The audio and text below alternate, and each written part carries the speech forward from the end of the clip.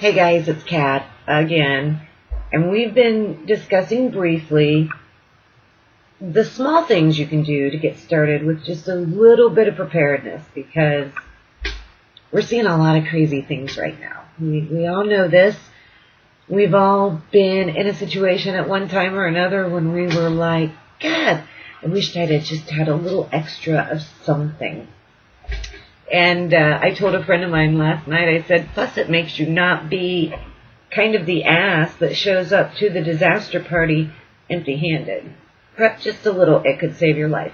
Number one on the list, and this is really brief, this is just the absolute basic starter kit. And this does not include the first aid kit.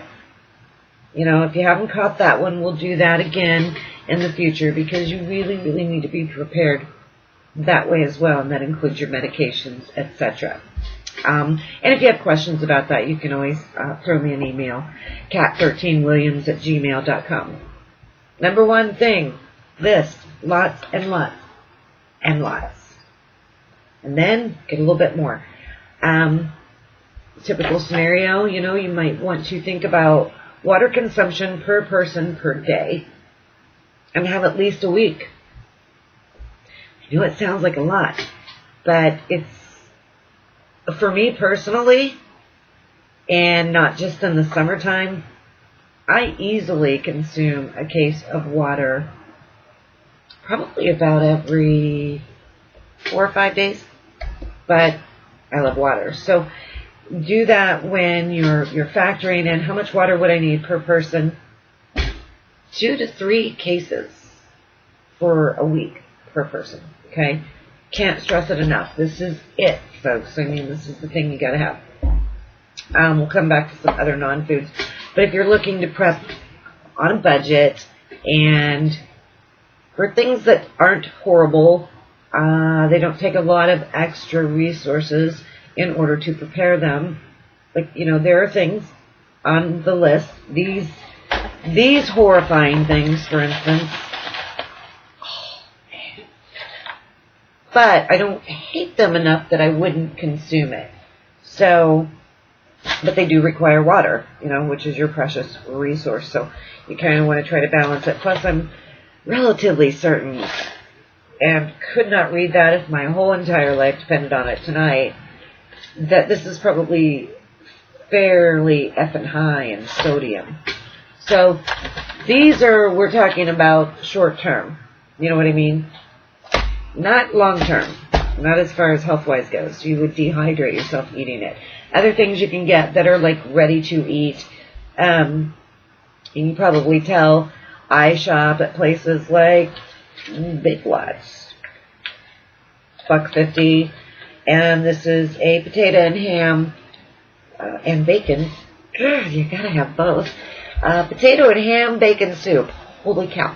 This would be like Thanksgiving dinner if you were really stuck at the end of a 7-day power outage because of a storm or whatever the case may be. So again, high in sodium. However, it's nice as far as long-term storage. Good things to have because you know you're going to eat them. They won't go to waste. And, you know, of course, you want to rotate your stock. So let's say this gets close to date.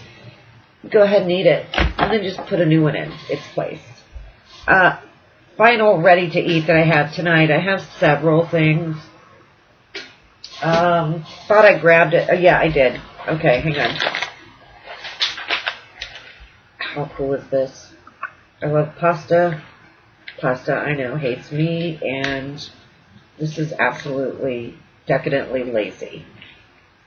And the only reason I bought it, this is not for week-to-week consumption for me. I don't have this sort of thing on my grocery list. But, I mean, it is cooked already. So you just warm it up, add a spice or two, and ta-da, you got a meal. Again, seems really lazy on the day-to-day. To me it is, but, you know, for a grid down scenario or power out, that sort of thing is good. Ready rice is good. Espresso beef stew is good. Other things that don't require heating, soups, of course, always good to have. For my prep, I generally buy more things that are not condensed because I don't want to use my water to make it. I don't want to eat it without the water because I don't want to dehydrate. So, yeah, you know what I mean. Chicken in a can. They now have pretty much everything in a can. One of my favorites in a can is salmon because a lot of people don't realize it, but if you had to, you could eat that right out of the can. It's all taken care of. A couple other things, and I'm going to let you go. Always make sure you know where these guys are at and keep them batteries in them. Know where they are. Like I said on the other video, if the lights really go out and it's nighttime, good luck figuring out where the hell these guys are at. So you want to know exactly where they are, and you don't want to be trying to fumble around in the dark and try to, load up batteries. Last but not least, sort of unrelated, I'm really not a lazy person. I don't use pre-made pasta to make things. Long story short, tonight I was going to put on a pot of water to boil to do some pasta, some veggie pasta, but I was going to make pasta salad. And the pot that I used, the Dutch oven for the top of the stove, was clean as far as I could tell.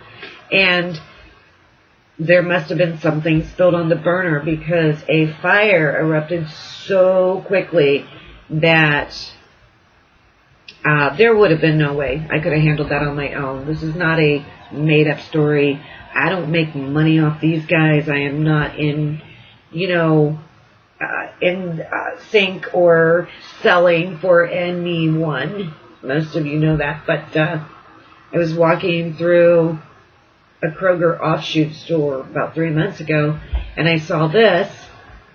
Fire gone, stop fires fast. And I was like, it was less than $7. And I thought, why not? Never in my life, I'm ashamed to say, had a fire extinguisher like this in my kitchen.